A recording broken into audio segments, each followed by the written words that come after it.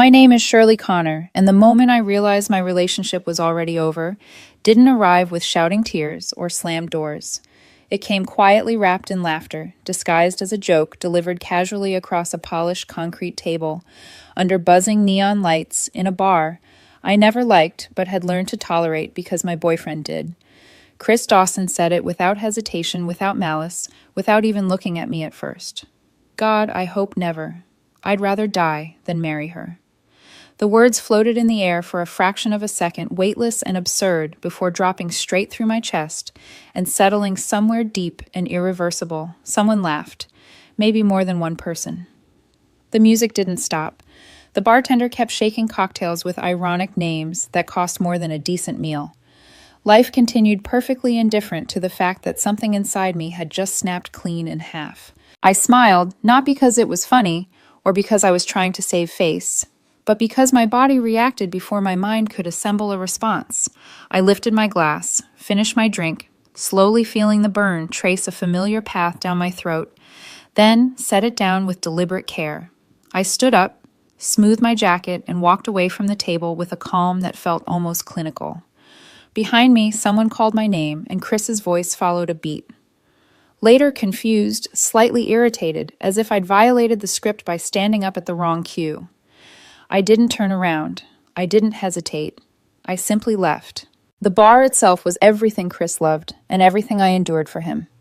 Polished concrete floors, neon accents, reflective surfaces that made everyone look more important than they were, and a cocktail menu that treated irony like a personality trait. Chris thrived in places like that. His friends Maya and Jenna lived for them. I showed up because that had become my role over the past 2 years. The girlfriend who supported, listened, drove, paid when necessary, and smoothed over rough edges before they could cut too deeply. I was the steady ground beneath his constant motion, the quiet infrastructure that kept his life functional, while he chased whatever version of himself he wanted to be admired that week. Earlier that night, Chris had been holding court, complaining about his new job, about how his manager had dared to question his sources during a presentation. He reenacted the moment with dramatic eye rolls and exaggerated disbelief, his hands moving sharply through the air as his friends nodded along in practiced sympathy. Total power play, Maya had said, sipping a purple drink that looked like it had been designed for photos rather than taste. Classic insecurity, Jenna added. Chris's hand rested on my forearm, his fingers pressing just a little too firmly, his nails immaculate, his touch less affectionate than proprietary. "Shirley gets it right, babe," he said, turning the spotlight on me when the performance required affirmation. They all looked at me, waiting for my line, and I delivered it smoothly. "That sounds frustrating." It was the correct response. Chris beamed, gave my arm a squeeze, and went right back to his story. What none of them acknowledged was that I had already heard this story earlier that week, at home over cold takeout eaten straight from the containers. I had listened then, too. I had validated his feelings, offered a diplomatic suggestion, and absorbed the emotional weight without complaint. That part of the story never made it into the bar version. Here, the narrative wasn't about solutions. It was about martyrdom. And I had played my part flawlessly for a long time.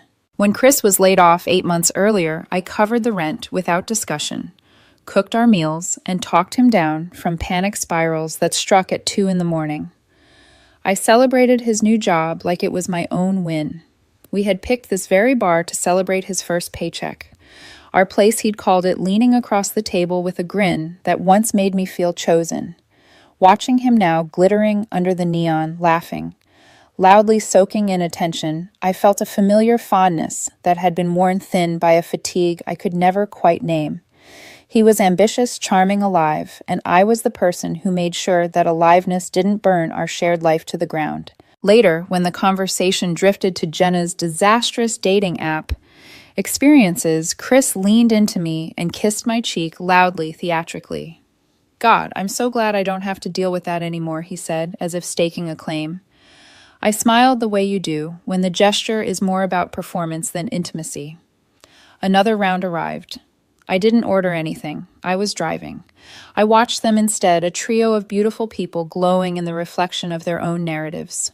Then Maya leaned forward, emboldened by alcohol and affection, her voice dropping into what she clearly thought was honesty. She pointed vaguely between Chris and me and laughed. "You two are solid.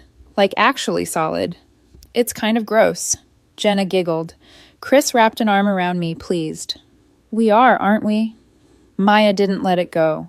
"No, seriously. When is it happening? When's Chris finally putting a ring on it?"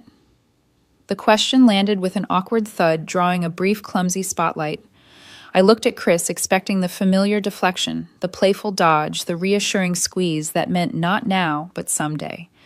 Instead, he laughed sharp and dismissive and said the words that ended everything. "I'd rather die than marry her." The silence afterward was absolute. I saw our apartment in my mind, the balcony garden I'd built, because he liked fresh herbs, the couch we'd spent countless quiet Sundays on, the life I thought we were slowly constructing together. All of it shrank under the weight of his tone, reduced to something he found boring, suffocating beneath him. I wasn't angry. I wasn't devastated. I felt something far colder and far clearer settle into place. So I stood up, I paid, I left. An hour later, when my phone rang and Chris's name flashed on the screen, his voice already shaking as he demanded to know why I'd walked out, I answered only long enough to say I was saving you from a fate worse than death, and then I ended the call. The city swallowed his name as I walked to my car, the night air cool against my face, my steps steady and unhurried. For the first time in 2 years, my mind was completely peacefully clear. I didn't cry on the drive home. That surprised me at first, the absence of any dramatic release, but the truth was, I felt eerily composed, as if my emotions had been placed behind glass. The city slid past my windshield in muted colors, streetlights blurring softly through a light mist of rain. I didn't turn on the radio. I didn't need noise to drown anything out. My thoughts weren't racing. They were lining up orderly and cooperative, like files being sorted after a long period of neglect. What Chris had said wasn't new information. It was confirmation. That distinction mattered more than I expected. When I parked in our usual spot outside the apartment, the word usual barely registered. It was just asphalt now, just a rectangle of space that happened to be empty. Inside the apartment greeted me with the quiet residue of a shared life. His shoes kicked off near the door, a glass with a faint lipstick mark by the sink. The throw blanket bunched on his side of the couch. It all looked exactly the same, which somehow made it easier to detach. I didn't linger. I walked past the living room and bedroom and into the second bedroom I'd claimed months earlier as a home office. Chris liked to joke about it, calling it my control room, in a tone that suggested indulgent amusement, as if my need for space and order were quirks rather than necessities. I closed the door behind me and sat down at my desk. The calm I'd felt at the bar hadn't faded, it had sharpened. There was no sadness yet, because sadness required loss, and what I was experiencing felt more like release. I opened my laptop and created a new document. I titled it Exit Plan, not because I was being dramatic, but because clarity deserved a name. My fingers moved steadily as I outlined what needed to happen next, each step precise and unemotional. Immediate separation of space. Personal documents and essentials moved into this room tonight. Password changes on all financial and personal accounts. Redirect personal email to a private address. Research short-term rentals for temporary housing. Schedule movers. No items from the master bedroom. No arguments over shared furniture. Clean severance, minimal contact. I worked for hours without looking at the time. At some point, my phone began to vibrate on the desk face down, once, then again, then repeatedly like an insect trapped under glass. I didn't turn it over. I didn't need to see his name to know what he was saying. Confusion first, then irritation, then panic. Chris was used to immediate access to my attention. Denying it wasn't an act of cruelty. It was a boundary I should have drawn long ago. Around midnight, I stood up stretched and began quietly packing. Clothes, toiletries, my laptop, important documents, things that were unquestionably mine. I moved with care, not haste, placing each item deliberately into boxes I labeled with my name. Sometime after 1 a.m, the phone rang again, this time from an unfamiliar number. For a moment I hesitated, not because I wanted to hear him, but because I wanted to close the door properly. I answered. His voice came through sharp with anger, but beneath it was something brittle, almost frightened. "What the hell, Shirley? You just left. You embarrassed me." Everyone was staring. He paused, waiting for a response that didn't come. Don't be so sensitive. It was a joke. I looked around the room at the half-packed boxes, at the quiet efficiency of the life I was already reclaiming. When I spoke, my voice surprised even me with its steadiness. I was saving you from a fate worse than death. Then I ended the call and powered the phone off completely. The silence that followed wasn't empty, it was owned. The next morning, I woke early, deeply rested, as if my body had finally been given permission to stand down from a long, exhausting vigil. I heard the apartment door open around 6:30 in the evening when Chris came home, his footsteps hesitant, then restless. He knocked on the office door once, then harder. "Shirley, this is ridiculous. We need to talk." I didn't respond. Eventually, he retreated, his movements loud and irritated, the sound of drawers opening and closing punctuated by muttered complaints. I stayed where I was, working calm and unreachable. On Saturday morning, I left before he woke. The movers arrived promptly at 9. They were efficient and professional, loading my boxes, my bike gear, my tools, and my computer without questions or commentary. In less than 30 minutes, my physical presence in that apartment was reduced to empty space and dust outlines on the floor. I handed the foreman the spare key and told him to leave it inside when he was done. Then I drove to the furnished studio I'd booked the night before, a beige anonymous space that smelled faintly of clean linen and possibility. It wasn't home. It was a transition point, and standing there with my single suitcase, I felt more at peace than I had in months. By the time I turned my phone back on later that evening, the messages were already waiting, stacked neatly in my inbox like evidence.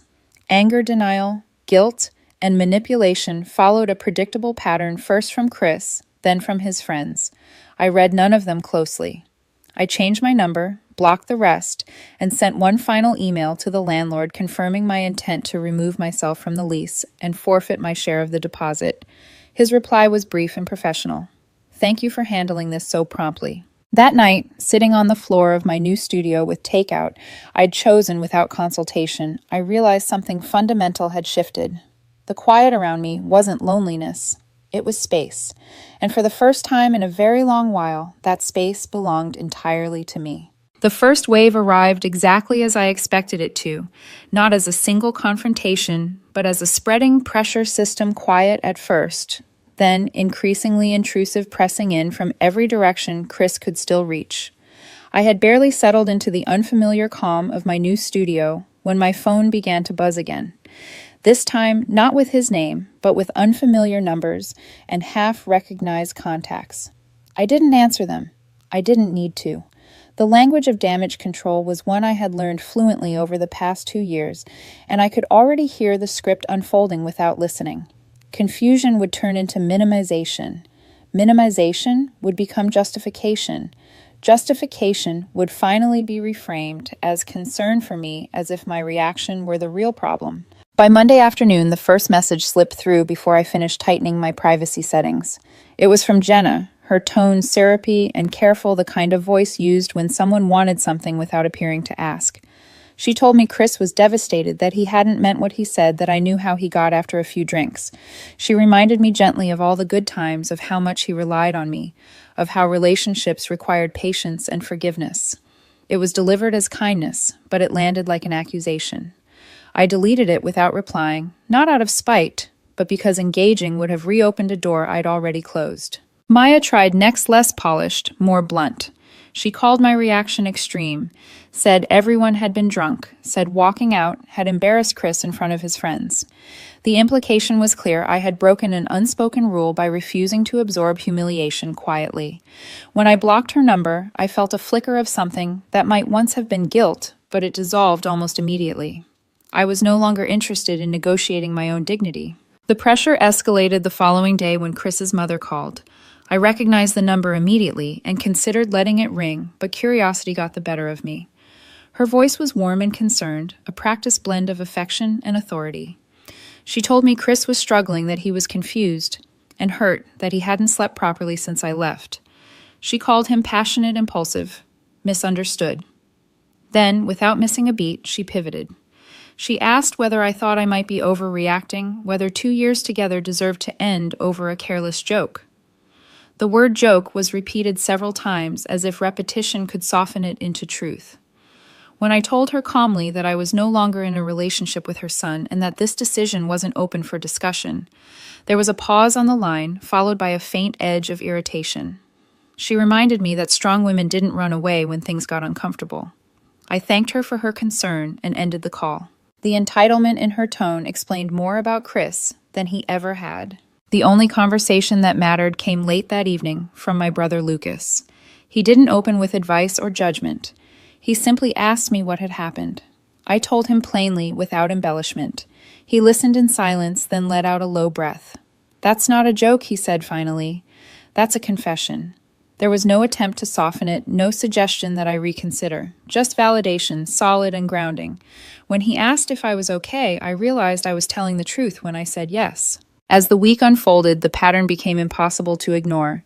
Chris tried every angle except accountability. One message accused me of being cold. Another insisted I was the only one who truly understood him. A third framed my silence as cruelty. None of them addressed the words he had actually said. None of them acknowledged what those words revealed. Watching it all from a distance felt strangely educational, like studying a familiar machine from the outside for the first time and finally seeing how it worked. By Friday night, the noise tapered off. Not because he had accepted the reality of my absence, but because he had exhausted his immediate routes of access. I sat on the balcony of my studio with a glass of wine. The city stretched out below me, quiet and unremarkable. The sense of guilt I'd been conditioned to feel for choosing myself never arrived. In its place was a steady certainty that I had not lost something valuable. I had stopped subsidizing a life that didn't include me as an equal. For the first time since I'd left the bar, I allowed myself to look ahead rather than back. The future no longer felt like something I needed to manage carefully to avoid disappointment. It felt open, unclaimed, and entirely mine to shape. And whatever Chris told himself, whatever version of events he shared with others, didn't matter anymore. The aftermath belonged to him. The silence finally belonged to me. The quiet that followed wasn't empty in the way I had always feared solitude might be. It was structured, breathable, and deeply restorative, like stepping out of a room filled with constant background noise and realizing how much energy it had been draining all along. With no one else's emotions to anticipate or regulate, my days began to arrange themselves naturally. I woke when I wanted to wake, ate what I felt like eating, and made decisions without mentally rehearsing how they would be received. The absence of Chris wasn't a wound that needed time to scab over. It was the removal of a pressure I hadn't realized was compressing every part of my life. I began reclaiming the pieces of myself that had been set aside gradually, almost politely, over the course of our relationship. I reconnected with my brother Lucas first, meeting him on a Saturday morning to help him fix up his old Civic. Our hands quickly blackened with grease as we worked side by side in his driveway. We talked about everything and nothing, the conversation flowing without emotional landmines or performative reactions. At one point he paused, looked at me and said I seemed lighter. He didn't say it as an observation meant to probe or analyze, just a fact stated plainly. I felt it too, the lightness settling into my shoulders, into the way I breathed. With weekends no longer spoken for by obligation, I joined a touring motorcycle club I had bookmarked years earlier and never joined because Chris preferred that our free time be spent together, even when together meant boredom and silent resentment. The first ride was along the coast, the road winding and open, the engine's vibration grounding me firmly in my body. There was no small talk, no pretense, just the shared understanding of people who loved movement and precision. We stopped afterward for beers, sitting in the late afternoon sun, talking about bikes routes and mechanical failures with no subtext and no expectation. I realized how starved I'd been for connection that didn't require emotional labor. At work, the shift was just as noticeable. With the constant background management of Chris's moods gone, I accepted a demanding project I had previously turned down, a 6-month development assignment that required focus and occasional travel. My supervisor was surprised, pleased, and honest about it. She admitted she'd always thought I was capable of more, but sensed hesitation. I told her the truth without explanation. The timing hadn't been right before. Now it was. The work energized me instead of draining me, and for the first time in years, my ambition felt like something I could pursue without guilt.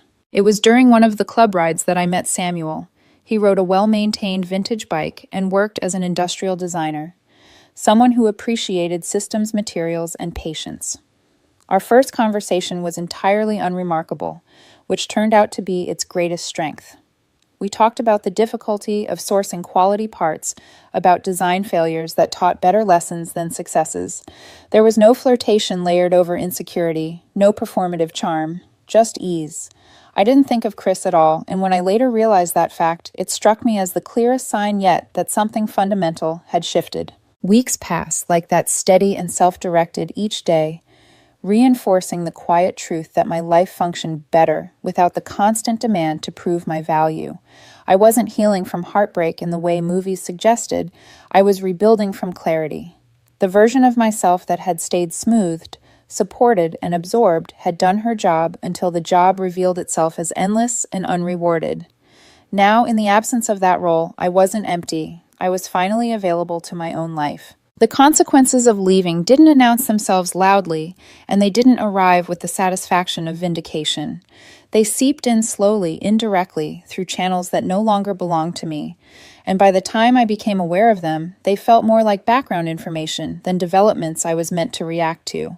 I didn't hear about Chris because he reached out successfully or because I went looking.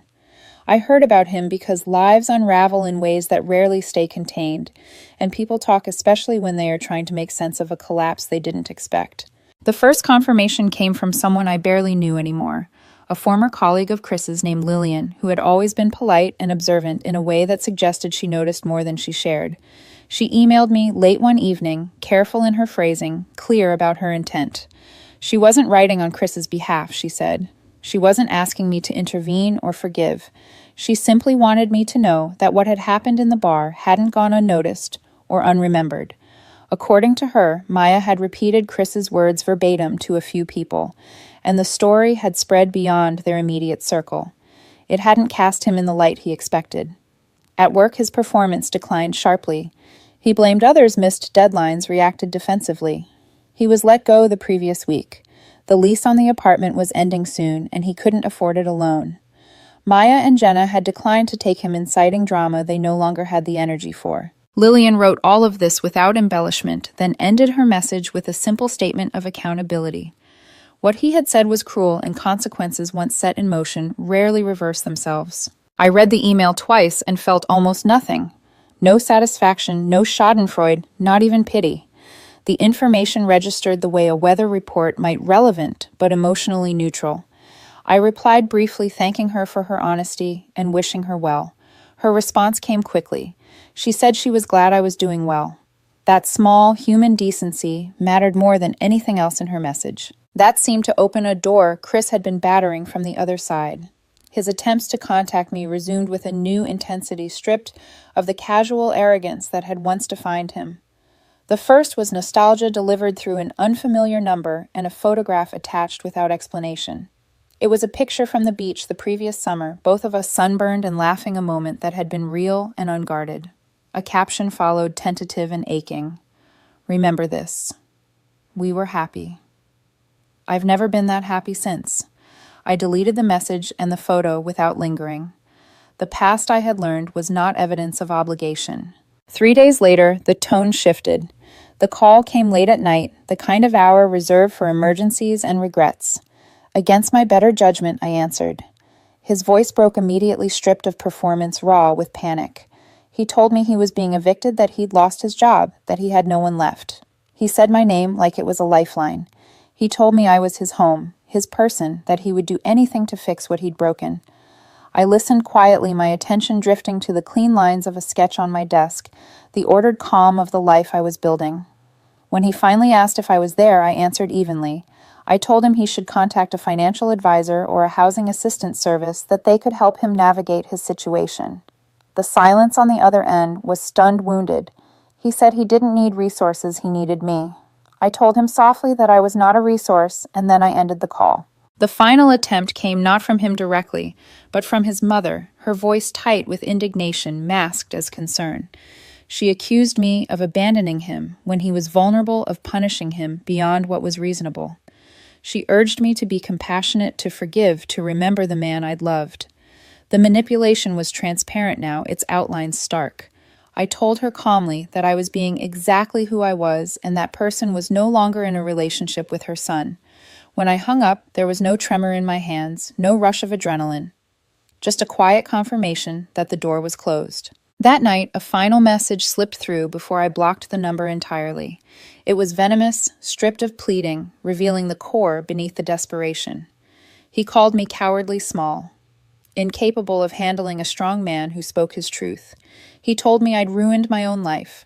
I read it once, then saved it. Not as evidence to use, but as proof I didn't need to wonder anymore. The fate he had feared had never been mine. It had been his. Time moved differently after that, no longer measured in days marked by reaction or defense, but in a quiet accumulation of forward motion. Weeks passed without incident, and in that absence, my life continued to expand in subtle, deeply satisfying ways. I settled into my studio, not as a temporary shelter, but as a functional space that supported the rhythm I had chosen. My work demanded focus and rewarded it. My weekends were spent writing with the club, fixing small things that needed fixing, learning. Again, what it felt like to be tired in a physical, honest way, rather than emotionally depleted.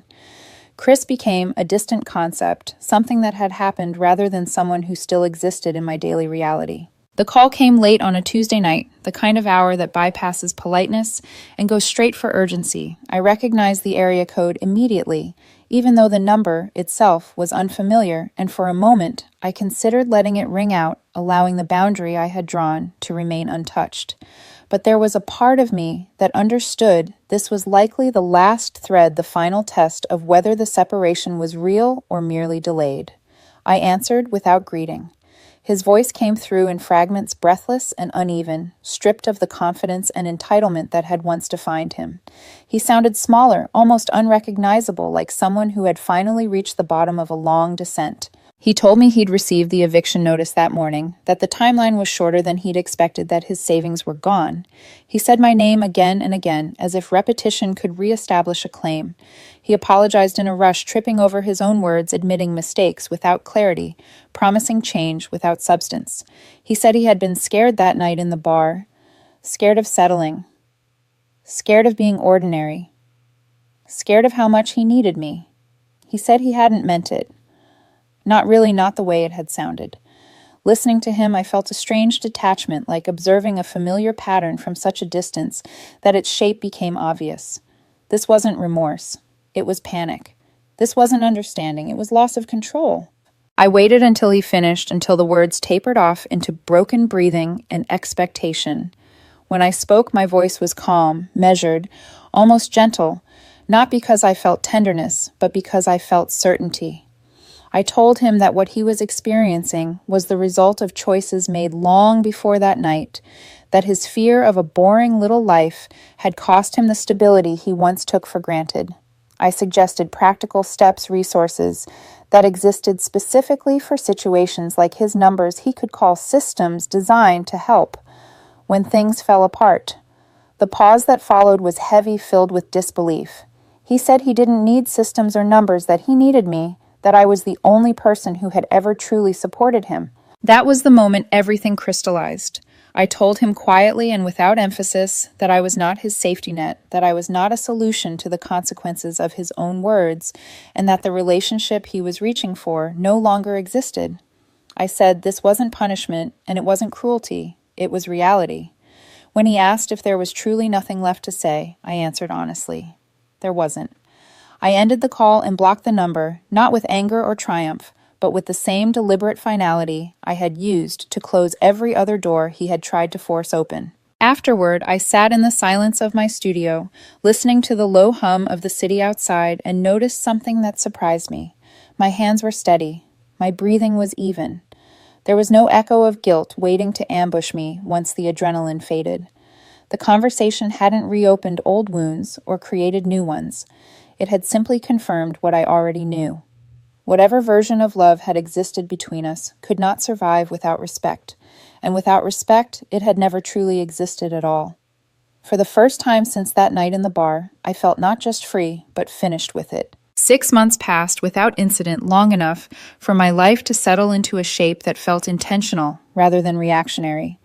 By then, the studio had served its purpose not as a home, but as a bridge, and I was already standing firmly on the other side of it. I closed on a small fixer-upper on a quiet tree-lined street, a 1950s ranch, with good bones, a stubbornly outdated kitchen, and a detached garage large enough to become a proper workshop. It needed work patience and time, all of which I now had in abundance. The irony of it wasn't lost on me. This was exactly the kind of boring little life Chris had mocked so openly, and it felt nothing like a trap. It felt like choice. The last remaining tie to my old life was the condo. Breaking the lease had been expensive but clean, and I paid my portion without complaint. A few weeks later, the landlord reached out with an unexpected offer. The owners were selling, and given how smoothly I'd handled the separation, he offered me first right of refusal. It wasn't sentimental, it was practical. The market was rising, and the numbers made sense. I made a straightforward cash offer below asking. They accepted. I intended to renovate, resell, and move on. It was a transaction, nothing more. 2 days before the contractors were scheduled to begin work, I went to the condo for a final walkthrough. The space was completely empty, stripped of furniture and personality. The walls still marked faintly by where our lives had once hung. I was measuring the windows for blinds when I heard the key turn in the lock behind me. My key, the one I had left for the movers. For a moment I didn't move. Then the door opened and Chris stepped inside. The man who stood in the doorway barely resembled the person who had laughed under neon lights half a year earlier. He was thinner, his face drawn and pale, his confidence gone in the way illness drains color from the skin.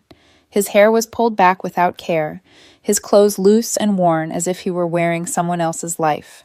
He looked around the empty room, slowly his expression shifting, as he took in the bare walls, the echoing space, the unmistakable absence. When his eyes finally landed on me, his breath caught sharply like he hadn't been prepared for the reality of my presence. "So it's true," he said quietly, his voice fragile. "You bought it." He said it like an accusation, like something had been taken from him rather than something he had lost. I slipped the tape measure into my pocket and nodded once. I told him it was an investment, nothing more. He took a few hesitant steps inside, his gaze darting around as if searching for remnants of the life he remembered, for proof that it had existed at all. He said the place felt empty, his voice cracking on the word. A tear slipped down his cheek, and he didn't wipe it away. He told me he'd made a mistake, the biggest one of his life. He said that night in the bar had been about insecurity, about wanting to look impressive in front of his friends, about fear. He said he hadn't meant it, not really. The words came out fast, rehearsed, desperate, each one designed to pull me back into a role I no longer occupied. He listed his losses as if they were credentials for forgiveness: the job, the apartment, the friends who had drifted away when things became inconvenient. He told me I was his home, that I always had been. I listened without interrupting, without stepping forward, without offering comfort. When he finished, the silence stretched between us, heavy but controlled. Then I told him he was right. The confusion on his face was immediate, almost comical in its disbelief. I repeated it calmly. He had been right that night. He had said he would rather die than be trapped in that life with me, and it was the most honest thing he had ever said. I told him I had taken him at his word and set him free, and in doing so, I had freed myself as well. He looked around again at the empty room, at the walls that no longer held us, and whispered that everything was ruined. I followed his gaze to the front window where the red sold sign was still visible, stark and undeniable. I told him that life was over, that it had been sold, and that the one I was building now had no room for him, not even as a memory I needed to carry. There was no anger in my voice, no satisfaction, just fact. I wished him well genuinely and told him not to contact me again. Then I walked past him toward the door. He didn't move. He stood frozen in the center of the empty condo, surrounded by the echo of his own choices. I stepped outside into the afternoon light and closed the door behind me, the click of the lock, final and precise. As I walked away, I felt no urge to look back. Some